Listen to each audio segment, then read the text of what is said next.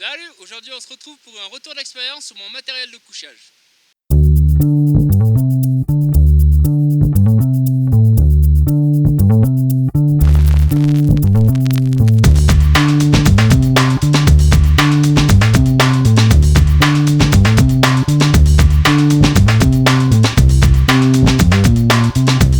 En élément commun à toutes mes sorties, on va retrouver donc un sac de couchage, donc été ou hiver, on verra ensuite, un sursac et un tapis de sol.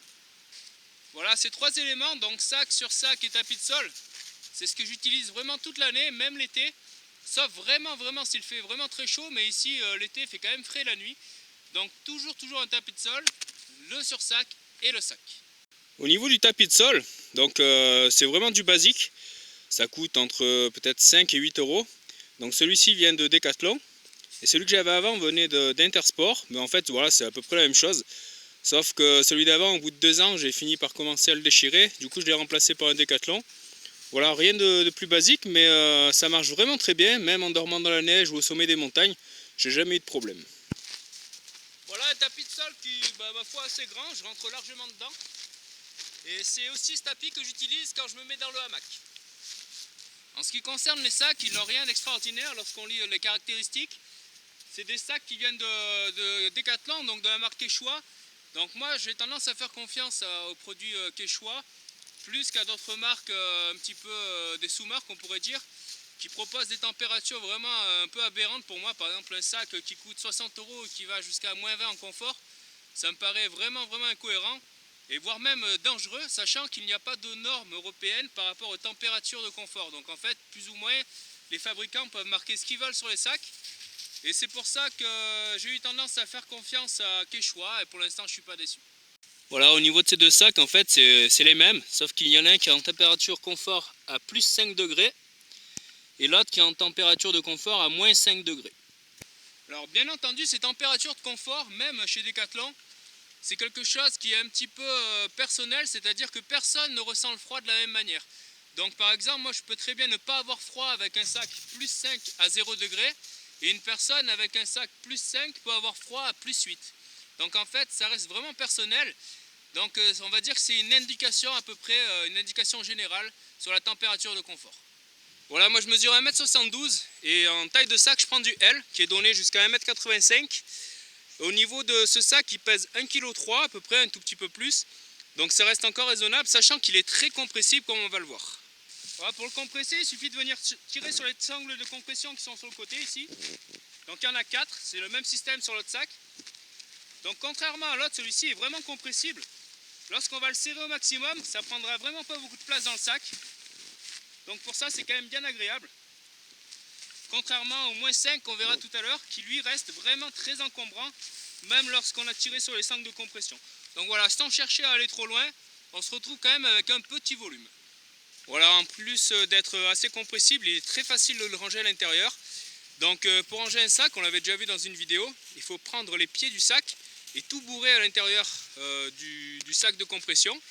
Donc celui-ci rentrera vraiment très facilement. Ensuite, pour le stockage des sacs, que ce soit celui-ci ou l'autre, et encore plus sur les sacs qui sont en duvet, donc là c'est en matière synthétique, sur les duvets c'est constitué de petits plumages.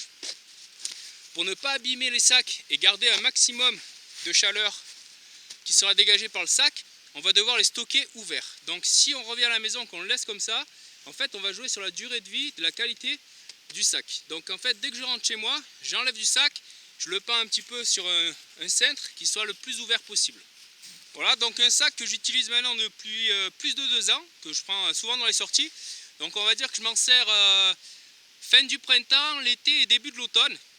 Avant je me servais uniquement de ce sac là avec un sursac de Quechua également, plus un sac polaire que je mettais à l'intérieur. Donc plusieurs inconvénients. Le premier, c'est qu'en fait le sac plus le sac polaire plus le sursac, c'était vraiment embêtant à mettre, à enlever, etc. Le sac polaire était vraiment énorme, pesait presque 1 kg, donc du coup ça faisait du poids et de l'encombrement supplémentaire. Et du coup, comme j'avais qu'un sac plus 5 quand même, j'étais obligé de rester assez proche du feu, etc. Donc j'ai passé quelques soirées d'hiver assez fraîches, on va dire, avec ce sac-là, ce qui m'a donné envie ensuite de passer sur du -5. Voilà, l'hiver dernier, pour la petite histoire, j'ai vu un chèque cadeau de Decathlon. Donc j'en avais profité pour prendre ce sac -5 Donc en fait il m'était revenu à une cinquantaine d'euros, 50 € tout rond je crois d'ailleurs, puisque il me semble qu'il coûte 100 €. Donc c'est un prix qui est quand même un peu plus élevé que l'autre, qui fait que 50, mais par contre on va avoir une bien meilleure protection. Voilà, c'est de ce sac là dont je me sers l'hiver au sommet des montagnes, etc. quand je sais que la température va être à 0 ou voire en dessous. Donc pour l'instant j'ai toujours eu confiance dans ce sac, j'ai pas été déçu. J'ai dormi dans la neige, vraiment même la neige à l'intérieur comme on avait vu dans les tranchées de combattants, au sommet des montagnes, etc. etc. Et pour l'instant j'ai jamais eu froid de toutes mes sorties. Voilà le principal inconvénient de ce sac, en dehors du poids, puisqu'il fait 2 kg, à peu près 2,3 kg, ça va être son encombrement. Voilà, c'est un sac qui reste vraiment très gros. Donc c'est en partie pour ça que j'ai un gros sac à dos, un 70 litres, puisqu'une fois qu'on a rentré le sac à l'intérieur, il reste quand même pas énormément de place, notamment ouvert comme ça, mais même si on le comprime, comme on va le voir tout de suite. Voilà, c'est exactement la même chose que l'autre sac. On vient de tirer sur les sangles de compression des 4 côtés, mais même bourré à fond. Donc déjà c'est assez physique, c'est assez dur. Ça reste un sac qui est quand même volumineux, puisque lorsqu'on va tirer sur les sangles, ça va un petit peu réduire sa hauteur, mais ça va augmenter sa largeur. Donc voilà en gros à quoi on peut arriver avec ce sac. Je pourrais aller un peu plus loin en tirant vraiment, mais grosso modo je suis pas loin du maxi ici. Donc un sac qui reste quand même vraiment encombrant, c'est son principal problème. Voilà, donc c'est un sac qui est volumineux lorsqu'il est rangé, mais qui l'est également lorsqu'il est sorti. Donc c'est un énorme avantage puisqu'en fait il va rester bien gonflé. Donc on sait que c'est l'air qui isole surtout du froid, donc en fait qu'il reste gonflé c'est une chose qui est très positive. Par contre il va prendre beaucoup de place, ce qui n'est pas un problème lorsqu'on l'a déroulé, ce qui va être un énorme souci lorsqu'on va devoir le rentrer dans le sac. Donc c'est un petit peu ma hantise avant de partir sur les camps et quand je reviens. Mais bon ça se fait bien mais c'est quand même un peu long. Contrairement à l'autre sac qui s'écrase quand même pas mal, celui-ci reste bien gonflé. Avant qu'on parle du sursac, je vais finir de vous parler des deux sacs en les sortant puis en comparant très rapidement. J'ai jamais eu aucun souci de fabrication sur le sac bleu ici. Et au dernier bivouac où j'ai bivouaqué en solo avec mon abri naturel, sur ce gros sac j'ai eu un petit problème de fermeture éclair qui s'est ouverte. Donc en fait j'avais une partie du sac qui était ouverte sur le côté. Donc sur le camp j'ai laissé passer, ça s'est bien passé d'ailleurs. Et en rentrant chez moi j'ai dû remettre la fermeture, depuis aucun souci, mais ça ne m'est jamais arrivé sur le petit sac. Voilà, je vais venir ouvrir les deux sacs pour qu'on voit un petit peu la différence de gabarit et que je vous parle d'un petit détail au niveau de la capuche et de la collerette.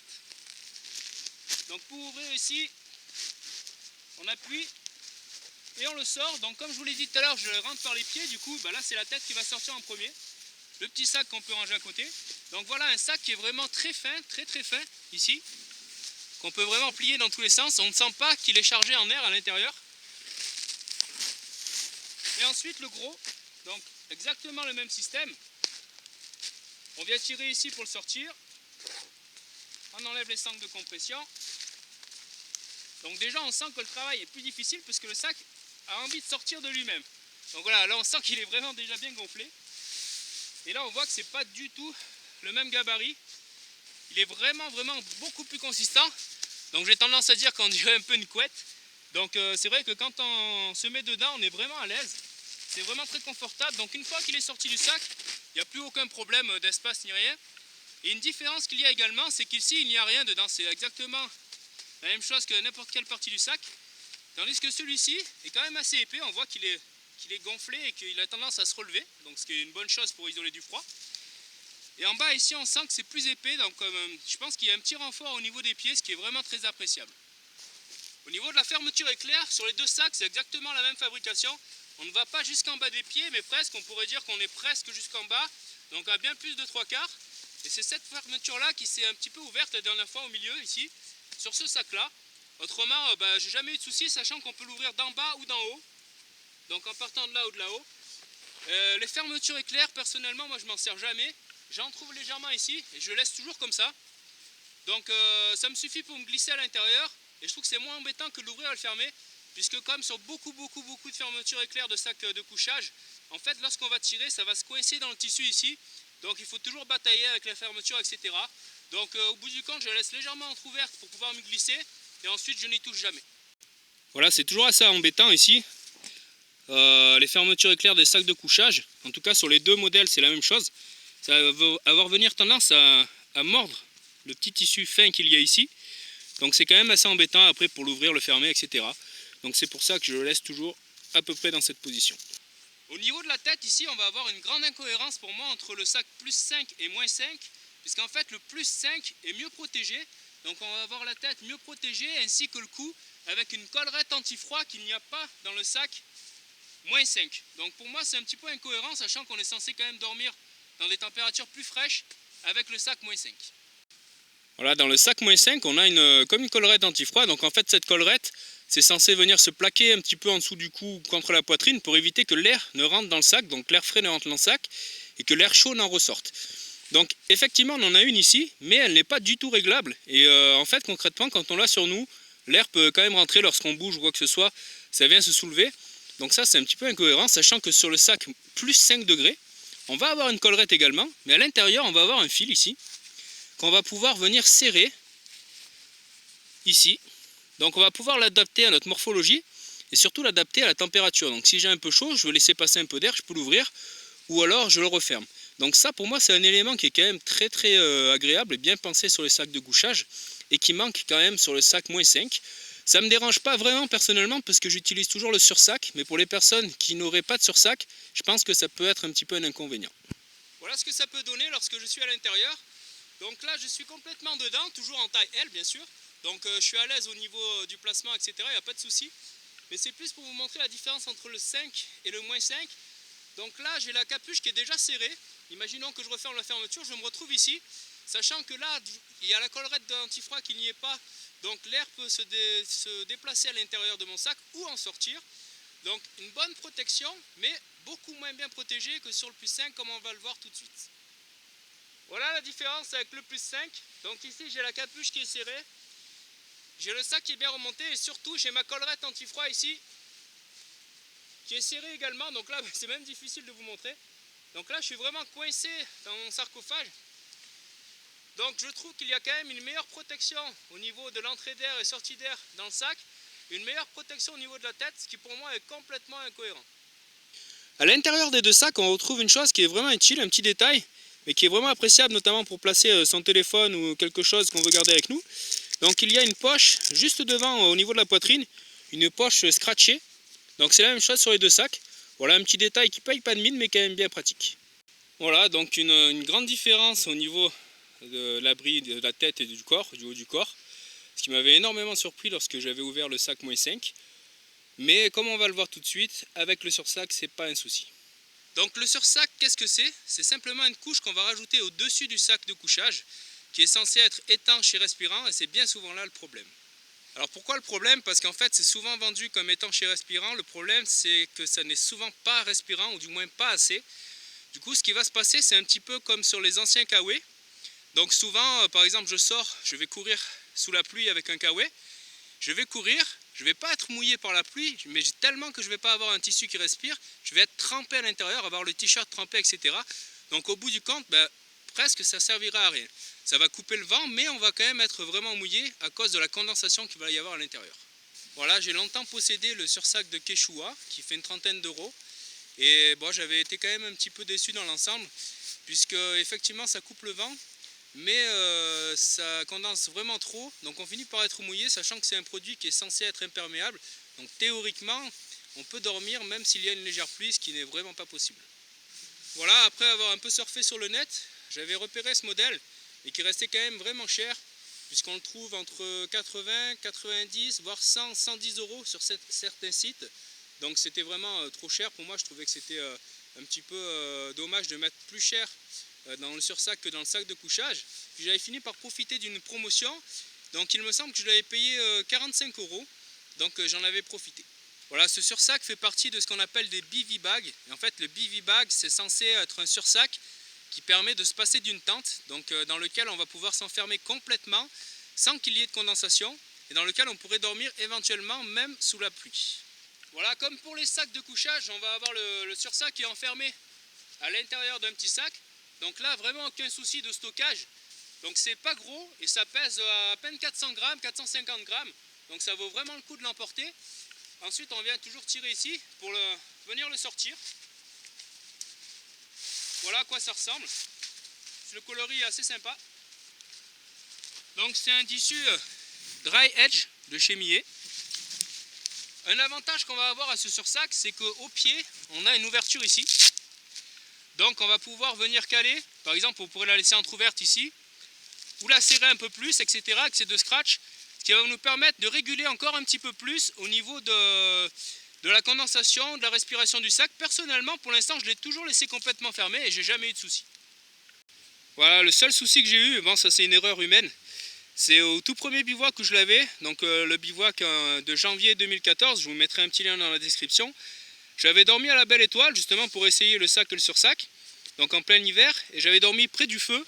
Et en fait j'ai eu quelques petits trous comme ça, que j'ai rebouché avec une sorte de scotch exprès. Mais mis à part ça, j'ai aucune écorchure. En dormant par terre ou en le faisant traîner un petit peu à droite à gauche, le tissu est toujours parfait. Voilà, donc là on a l'espace pour poser la tête. Et ici sur le côté, on va avoir une petite fermeture éclair, donc qui ne parcourt pas tout le corps, mais qui peut être quand même assez pratique. Donc cette fermeture éclair est bien pensée puisque l'attache est à l'intérieur, vu qu'on va venir en premier placer son sursac.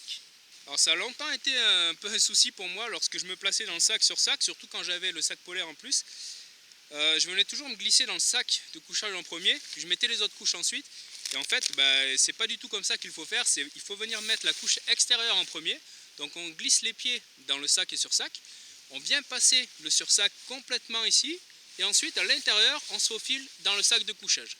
Donc c'est assez sportif dans le hamac. Voilà, ensuite au niveau de la tête, on va avoir plusieurs scratchs. Donc un scratch qui va venir jusqu'à la fermeture éclair, et ensuite un scratch qui va finir au-dessus de la fermeture éclair de l'autre côté. Donc il est impossible de fermer complètement le sac, c'est-à-dire qu'on va avoir toujours un tout petit espace, ne serait-ce que ça, qu'on ne pourra pas fermer avec le scratch pour pouvoir respirer. Voilà, je vais venir me glisser dans le sac, puis dans le sursac pour vous montrer un petit peu ce que ça peut donner une fois que c'est tout fermé. Voilà, donc là je suis dans mon sac de couchage ici, j'ai le sursac par-dessus. Donc on va voir comment on peut le fermer, sachant que voilà, dans cette configuration-là, dans la neige, etc., je pourrais sans problème dormir à la Belle Étoile. Donc on vient prendre le scratch, et on va venir complètement s'enfermer à l'intérieur.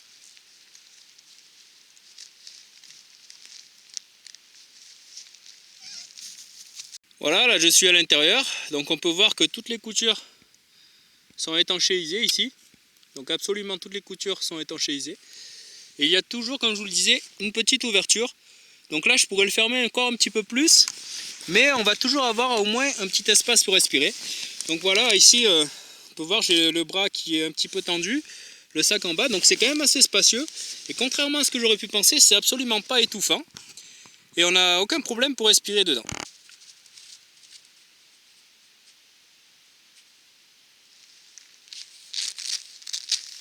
Voilà, donc là théoriquement, s'il y a du vent, ou même s'il y a de la pluie, ou du moins quelques gouttes, ça ne pourra pas rentrer à l'intérieur. Donc c'est pour ça que je vous parlais de la collerette anti-froid du gros sac, qui n'est pas un souci pour moi, puisque je porte toujours le sursac avec moi. Voilà, donc on peut venir dormir la tête ouverte, fermée, légèrement entrouvert. C'est quand même assez modulable. Après avoir passé une nuit dans un milieu humide, ou que le sac a pris un peu l'eau ou de la neige, il vaut mieux le laisser ensuite bien sécher en étant ouvert. Voilà, pas mal de personnes m'ont posé des questions sur le fait d'être habillé ou nu dans le sac de couchage, ou du moins en sous-vêtements. Donc c'est une question que je me suis longtemps posée, j'ai longtemps dormi en sous-vêtements. Et Jean qui dormait avec moi habillé, lui n'a jamais eu froid par exemple l'été. Et moi j'avais quand même un peu frais, du coup j'avais fini par essayer habillé. Et il se trouve que depuis que je dors habillé, j'ai plus froid, donc voilà, je dors habillé, pantalon, etc. L'été, s'il fait vraiment très chaud, je me dénude un peu, mais en général, je dors habillé, et l'hiver également. Voilà, donc au final, un retour d'expérience très positif sur l'ensemble des produits qu'on voit devant nous. Sachant que j'ai regretté pendant un bon moment de ne pas avoir pris le sac 0 degré au lieu de prendre le plus 5, sachant qu'un 0 degré, on pourra toujours l'ouvrir si on a chaud. Et ça pourra nous permettre, en se couvrant un petit peu, etc., de dormir dans les températures à 0 ou un petit peu en dessous. Sachant qu'un sursac nous fait gagner théoriquement à peu près 3 degrés de confort. Donc voilà, si c'est à refaire, j'aurais peut-être pris d'entrée un 0 degré pour voir, et peut-être que ça m'aurait suffi et que je n'aurais pas eu à prendre le moins 5 degrés. Au niveau de la qualité, aucun problème. Le tapis de nousse ici est quasiment neuf. Mais bon, ça, pour moi, c'est un petit peu quelque chose qui est censé quand même ne pas durer toute une vie, puisque ça finira par s'abîmer, etc. Mais c'est quand même bien résistant. Au niveau des sacs, la même chose, pas de souci, hormis au bout d'1 an d'utilisation, un petit problème de fermeture éclair sur le gros sac qui a été très vite réglé. Le sursac, aucun souci, vraiment ravi. J'étais un petit peu inquiet suite au problème que j'ai déjà eu avec la condensation avec d'autres sursacs. Et on avait vu au sommet de l'Obiu que j'avais dormi avec Jesse et Yann, qui eux avaient des sursacs, donc un McCliney et un Snug Pack. Et les deux avaient eu des problèmes de condensation, et pas moi, donc ça avait bien confirmé mon ressenti sur le sursac. Donc voilà, bien content de ça. Voilà, en espérant que j'ai pu répondre aux questions des personnes qui me sollicitaient sur les sacs de couchage, en espérant que ça puisse vous aider à faire un choix. Merci et à bientôt.